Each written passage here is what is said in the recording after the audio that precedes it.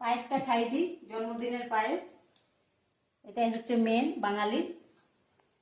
তারপর আমি মিষ্টি মুখ করিয়ে দেবো। এবার ও খাবার খাবে, ওর খিদে পেয়ে গেছে।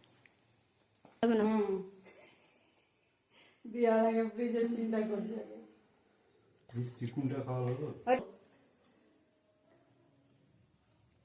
ও আজকে সারপ্রাইজ হয়ে গেছে, ও সকাল থেকে কিছুই জানে না। থ্যাংক ইউ এই আয়োজনটার জন্য বাড়ির সবাইকে, স্পেশালি মামুনি।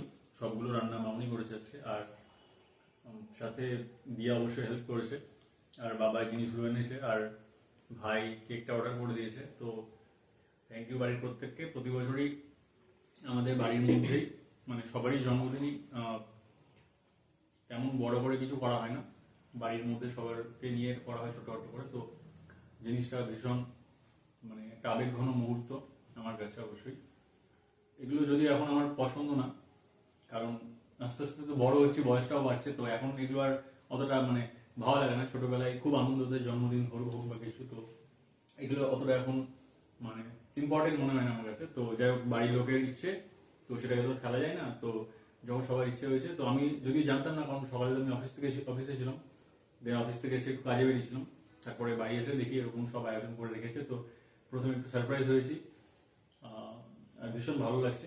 তো থ্যাংক ইউ বাড়ির প্রত্যেককে।